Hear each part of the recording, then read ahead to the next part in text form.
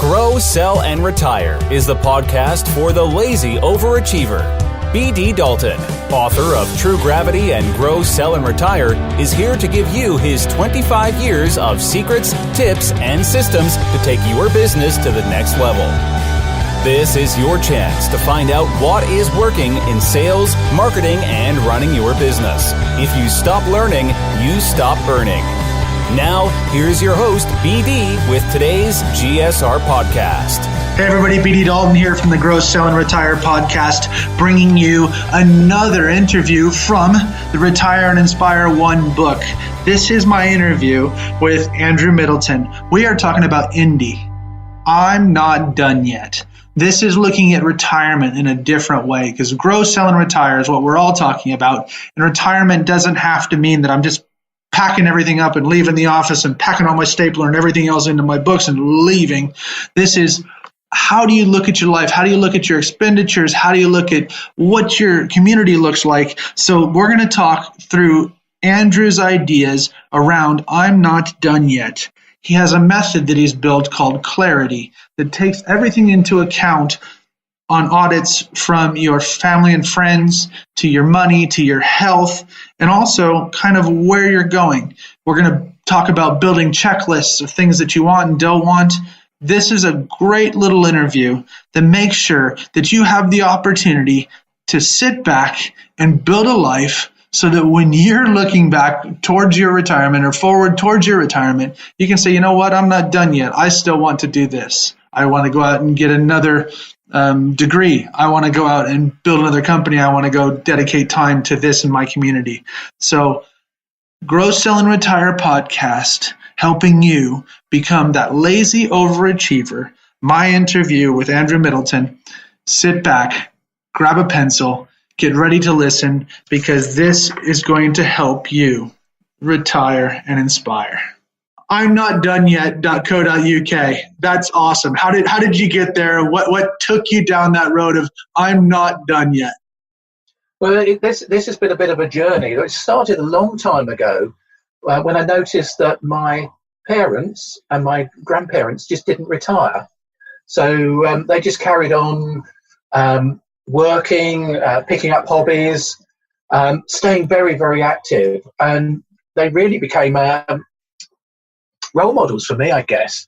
And then I started to hit my 50s and I started to think, well, what am I going to do? And this suddenly came into my head one day. I'm not done yet. I didn't want to kind of formally retire. I didn't want to drift away. I felt I had loads more to do. And as I started talking to people, they kind of got behind, this sort of call, if you like, of being an Indian. And I'm not done yet. And that's really where it all came from, that kind of my journey, my parents and other people I spoke to.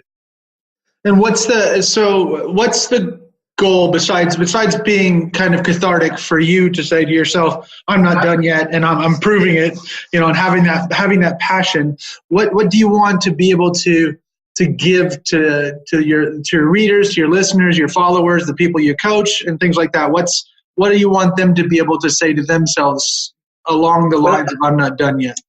Well, I think there's three things, actually, that I've set out to make Indy do, if you like. I call it Indy for short. I'm not done yet.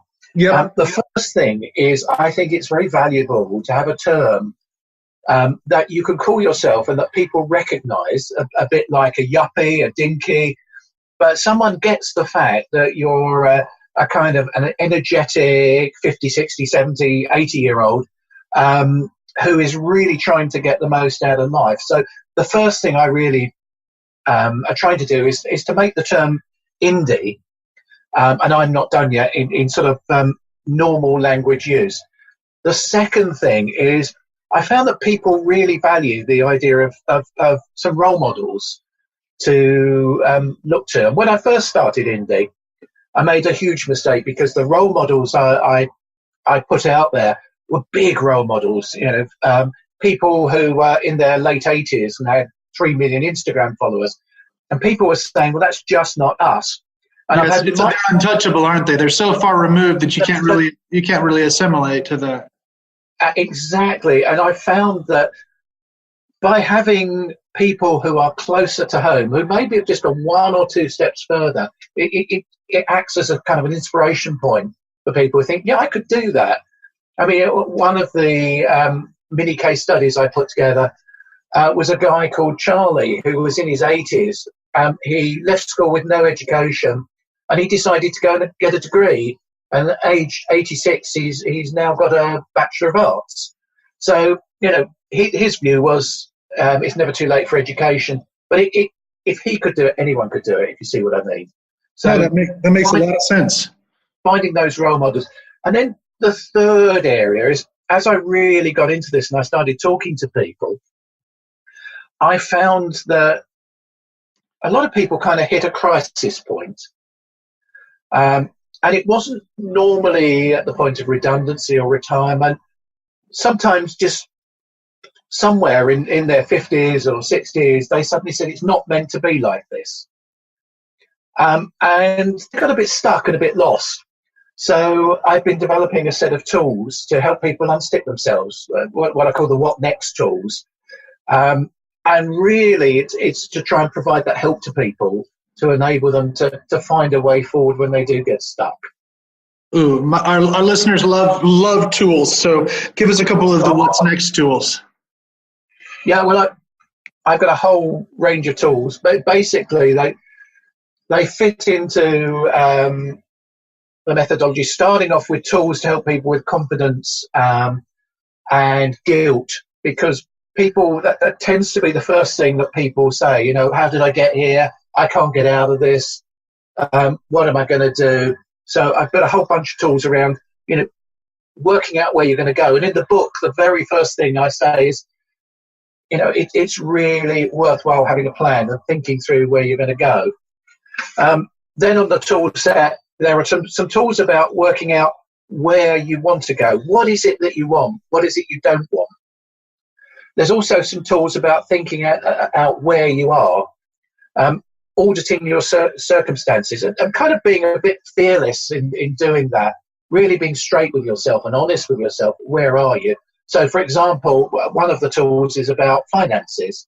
You may have money for retirement. That's great. That means you can do all sorts of interesting things that don't need you to bring in an income. You may not have money. That may shape what you need to do. You may need to set up a business. You may need to find another job to go alongside your retirement. So there's tools around that. There's tools about assessing the future, because we know the future is going to change. And there are certain paths forward which will be not very advisable to get into. So retiring and taking a part-time job as a bookkeeper might not be a good way forward, because bookkeeping is very largely becoming automated and being rolled up into sort of online accountancy packages. There are some tools about planning your strategy. So what are you going to do? And particularly being flexible in that strategy.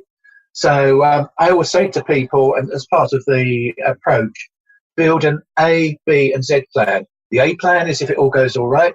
The B plan is if it slightly goes off center and you've got to just nudge it back into line. But the Z plan is think about what happens if it all goes wrong. It's really great to have a Z plan because it focuses you on getting your main plan, but also you're always looking over your shoulder saying, well, what if? And you thought it through. Well, so then some of this stuff, Andrew, and I'm not contradicting, but just some other thought processes that people come up with is that, the old burn the boats and scorched earth theory of if you have a plan B, because I love plan Bs, but some people have that. If you have a plan B, then your plan A is not strong enough. So how do we combat that? Because these are people that probably haven't had a lot of planning about themselves, if they're just now coming around to it. I think plan B is just a version of your plan A in my head. Okay. It's just a slight different. It's mitigating risks of things that might not go quite as well as you would want. It isn't a complete alternative. Okay. And plan Z is a complete alternative, and that's your burning platform, if you like. That's the sort of thing you look back and say, no, I don't want that. But you know where it is. You know what you could go to if you had to. But that's the thing that drives you forward to achieve your plan A or your tweaked plan B. And so your plan Zeke or Zed could be moving to Poland because your money goes much further there. You don't know how you're going to do that. It could be, but it might be moving in with your elderly parents or your children, and sharing their box room, and living on a minimal pension. Yeah, so it's not one you want to have to deal with, but it's just human survival. You know what it is. You know, it fires you on to go for what you want, and you do know what your backstop is. Yeah, and it's really doing that. So how do you got into this looking at it yourself? You know, your indie, the indie approach for yourself. Now, how are you engaging with people or with business owners, or are you engaging with retirees, or who are you engaging with to make themselves feel a little bit better and buy into the indie concept? I'm really engaging with 50 pluses. Okay. I have some work with companies who can see the benefit for their employees, but mainly it's one-on-one. It's working with people to help them. Usually they've got to this kind of crisis point and they're thinking, where am I going to go? And they're a bit stuck. Some people say, well, I'm retiring. I do want a good plan. I do want to think this forward. I'm going to invest some money. But often this sort of crisis point comes up and people are really looking for, where do I go? And I help them through that. So when they're going through these audits, when they're going through their personal audit, their financial audit, and their things like this, how granular do you think that people need to be? How do they need to say, well, I need to have a house, I need to have enough money for rent at 200 pounds a week, or do I need to have 50 quid worth of groceries a week? And so how granular do you usually see people needing to be? I think it's very personal, but I think they have to be realistic. Okay. They have to go down to a level where they know exactly how it works. Usually, it comes up to a sort of an income figure versus an expenditure figure, but you've got to break it down to work out what it is, and you have to be realistic. This is the life you are going to live on, or the life you want to live. So you've got to go down in some detail to actually work that out. And it's crazy because I call it the magic drawer. You know, if every morning, if everything was paid off, you know, your mortgage was paid off and this was paid off, and your bills were covered, then how much would you want to have for fun if you rolled over every day and opened up a magic drawer? You know, and that was it. Is it 10 quid a day? Is it 200 quid a day? 100 quid a day? You know, it's people really haven't thought about that to that level. And to be truthful, I've been a financial advisor for 21 years, and even people with significant amount of net worth still don't know what they need on a daily basis, because it's just whatever's in the bank account, and we only spend to this level, and this is our slush fund, and this is our rainy day fund, but they don't think about, well, I need 20 quid a day or 50 quid a day. They just think about it on, as long as the bank account's not empty, then I'm fine.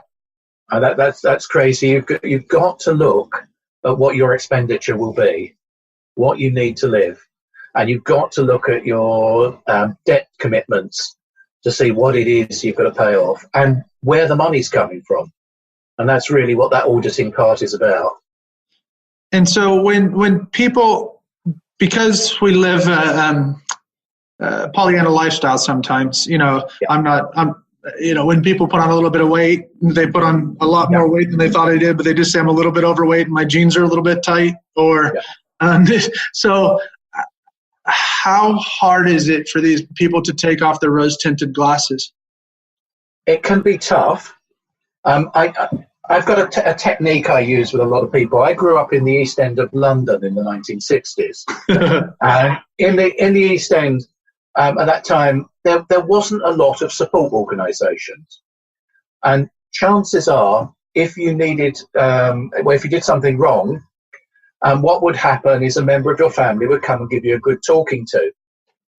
And the thing about these good talking tos is you could rely on a couple of things. You know, your uncle would turn up and he'd sit you down. And the first thing was, they were on your side. You know, they cared a lot for you. They were rooting for you. They wanted to find a really good solution, and you knew that. But the second thing was they were deadly straight with you. They would tell it as it is. And they will be sometimes quite blunt. Now, I kind of describe myself as an East End uncle. You know, I really, you know, I want to get people to the best place for them.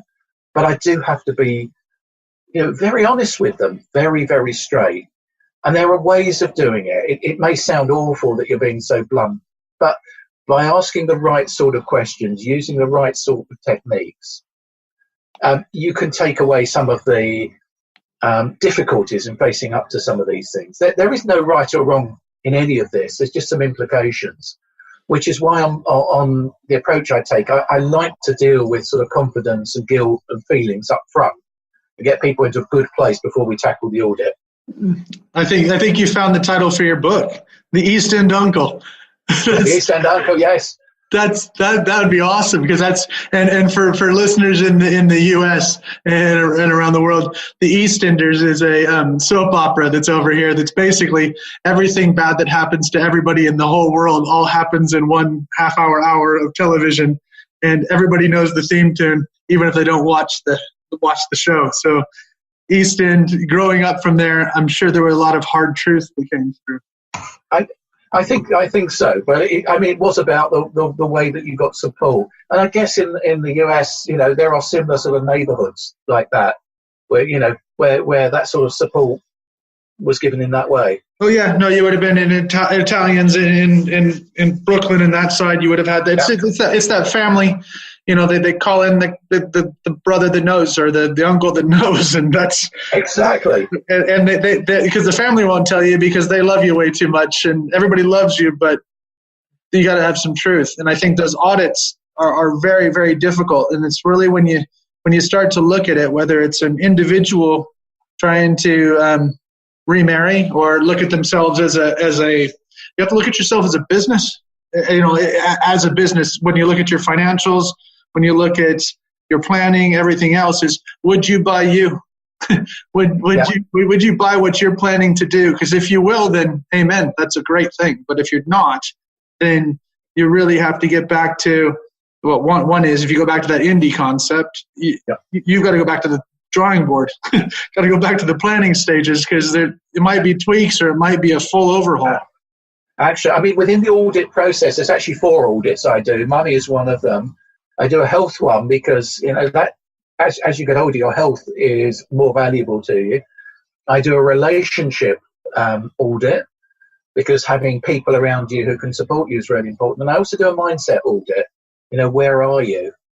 How confident do you feel? And I find the 4 of those work very well together, and they provide that sort of basis. And the way I tend to do it, quite often I will do it sitting next to the person looking at something. So a sheet of paper, a wall, a screen, because it does help to disassociate and see it as a separate problem that you're looking at, rather than coming from the inside where it can feel quite raw. Yeah, because people don't want to talk about themselves at that level, because you don't want to, especially if they've gotten to what you're talking about is a midlife crisis or an event issue. Yeah. They're already in pain if they've come and sat down with you. There's a reason why they're sat with you. But the great thing is, I guess this year, or the last couple of years, I've worked with a couple of 250 people, and what you actually realise, there are patterns, and a lot of this is quite normal, you know. And although people think, why me? What did I do wrong? You know, there are all sorts of things out there that have got them to this place, and they're not alone. And I try and get people to realise, you know, is it right or wrong? You know, there's nothing to really be embarrassed about. But now you've just got to look at the implications. So if you have got no money, you've either got to cut your costs, or you've got to find a way to bring more money in. It's really, really straightforward and simple at one level. Of course, once you get into it, finding the ways to do it, then it becomes a little bit more complex. So you've sat down and you went through this, and so are these audits, are they part of your proven approach called Clarity? Because you've talked about that's it. Yeah, I mean, basically, I've described the Clarity approach to you. No, that's cool. It's great. I just want to make sure that there wasn't even something even further that was there, but because those are huge audits, and people come to that realization, and everybody's in the reality TV. Yeah. We're in the reality TV mindset of, putting you in front of a mirror and looking at how far you've gotten out of hand, or looking at your finances, or hoarding, or things like that. And we always look outward and not inward, and it makes it very difficult sometimes for us to address ourselves. So you've seen 250 people, or and worked on this. So if somebody was to start, and I know there's 4 audits, if somebody was to start on an audit just to put their toe in the water, which audit would you suggest that they try first? That's a tricky one, because it's either health or money. Okay. Because they're quite connected in a lot of respects. In that, money can help with health issues by providing treatment, etc. But if you've got poor health, or your health is failing, sometimes it's hard to bring in money. Yeah, no kidding. And that's they're very interlocked, and that's the big thing. You can have all the money in the world, but if you can't afford it, or you can't use it, then what's the point? What's the point? Yeah, so they are kind of intertwined, and to some extent with relationships. You can find yourself very isolated, which means you have no contacts to help you go out and earn money, or you're not used to dealing with people. So it does kind of flip backwards and forwards. Well, and people, and the first book I wrote was called True Gravity, and it was all about networking, and not just about business networking, but your networks, your communities. And that's the big thing, is that people, when they get to a situation where we're talking about now, scarcity thinking, they don't think that they have anything to give to a community. They don't think that they have, any interesting stories, or what can they give back. But everybody has something that they can give, and the more that they can then disperse that out into the universe, the more that they'll get back. Absolutely. And to some extent, that is the core of I'm Not Done Yet. Just getting it into your head, I'm not done that. I can offer more, and going out there and finding out what you can offer. That's awesome. So here's some fun questions so we can learn a little bit more about you. Goals for this year? Goals for this year.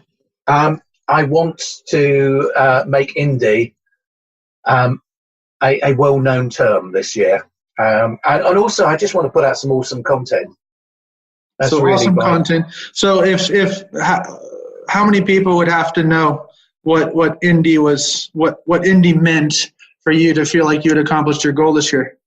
I think what will happen is I will start to see it being used elsewhere. So I'll see it in the press, or I'll see other people talking about indies. That's cool. Well, that so as the same way that, like you said, yuppies or dinks or things like that, that you'll get to that. How about? Go ahead. Sorry, I was going to say, and I don't mind people using the term indie. I've got no personal claim to it. I just think it's a good claim to a good name to describe that group of people. No, it makes a lot of sense, and I think it's kind of a fun thing, because I'm originally from Indiana, so I lived in Seattle for years, but Indy's close to my heart, so it's. I kind of work there because there's the independent newspaper, there's Indianapolis, there's the Indy race, of course, so it is a bit of a term, but I think it's wide enough that it can encompass other usages, if you know what I mean. Perfect. So how about what are you reading right now? What's keeping you excited? What's keeping me excited? Oh, I've got a big pile of books. Cal Newman's just got a book out on digital, what's it called? I'm looking. Digital minimalism. I'm kind of interested in that. And I've just read Don Miller's Story Brand, which I really liked. And that was linking into getting some awesome content out on the indie website. That's cool. So Storygram and digital minimalism. Story Brand. Oh, Story Brand. Okay. Cool. And then how about a piece of tech or something, a gizmo or a gadget or an app that's making your life a little bit more fun or a little bit easier? We had a lot of fun with, there's an app for iPad called Talking Pet at the moment, which we've had a lot of fun with, taking some well-known British politicians and getting them to say things that they probably wouldn't want to say. As you can imagine, while Brexit is going on, it's been quite fun. So that's my fun bit of tech. I've got, from a tech perspective, I'm a fairly standard sort of PC, Apple, Android phone user. I'm sort of, I don't go for sort of far-reaching tech, I would guess. So it's all pretty normal stuff. No, it's usually, the funny thing is that the majority of people, this is, I think you're my 80th podcast and probably about the 50th interview. And usually it's something that's just fairly simple. Is there either, a lot of people were, a couple of months ago, were excited about Rev, which you can use on your phone to upload and, send, so you can essentially create your own podcasts or transcribe. But in general, it comes back to headspace or things that people are using to make themselves chilled out a little bit more. I do. One of the things I really like at the moment is Lumen 5. Yes. Okay. And particularly now they've literally just changed it so that you can upload video with audio, which means you can take snippets of any presentations you do and kind of do little power bombs of kind of ideas from those presentations. No, Lumen 5 is awesome. Yeah, it's one of those, you get so many apps and so many different things that go through that you use them for a little while, and then we use a lot of Canva, and so we use a lot. There's a lot of things that we use. And it's like, then you get trapped into something else, clips and other things, and then it's like, oh, why don't we use that anymore? Well, it's because we got distracted by this. So it's a lot of the time you're just trying to do a job, and you need kind of a mainstream tool, if you know what I mean. Yeah. So I don't get too much into sort of fancy apps that do things, but I probably use a lot of the apps that other people use. And it makes a lot of sense. Okay. So, and then I think the last one is, and this is the one, if somebody is tuning in to the last minute of the podcast and we want them to rewind to the very beginning, or this is something your top tip for the listeners to make them lazy overachievers, or kind of focused on the indie mindset. What is your top tip for the listeners? I would say that the top tip, if you are an indie and you're heading into those 50s, 60s, 70s, or whatever, is think carefully about what you want and what you don't want, and write it down, and use that as a compass to test anything that comes along, because it's too easy to fall into things that you don't want to do because they've just come along, and it's quite useful to have something to just double check where you're going is the right way for you. Perfect. And then I think in that same vein is, even if they're not indies, if they start doing it now, it's going to make their indie life a lot easier, isn't it? Absolutely. And in fact, when I was building the Clarity methodology, I worked with a course designer who actually was in her 30s. And she, as we built up the methodology, she said to me one day that, actually this whole methodology is not just about being 50 plus. These are the sorts of things that are very useful to do at any age. So it's worthwhile, considering some of these things at an early age. It'll make later on much easier. The earlier you start, the easier it is to make things happen. Exactly. It's awesome. And just remember, not to be done yet. There's always somewhere you can aspire to, something you can aspire to, something you can do. Keeping that sort of "I'm not done yet" mindset works at any age. Awesome. Andrew Middleton, thank you so much for coming on the Grow, Sell, and Retire podcast and helping make our people lazy overachievers. So have a great day, and thanks for being on the show. Thank you, BD. Thanks for joining us on Grow, Sell, and Retire. For more information, tools, or to book one of our team members to work with your team, business, or to speak at your event or conference, visit bartdaltonconsulting.com or email contact@bartdaltonconsulting.com. Buy the book True Gravity on Amazon. If you want to work for the rest of your life, that is your business. If you don't, that is ours.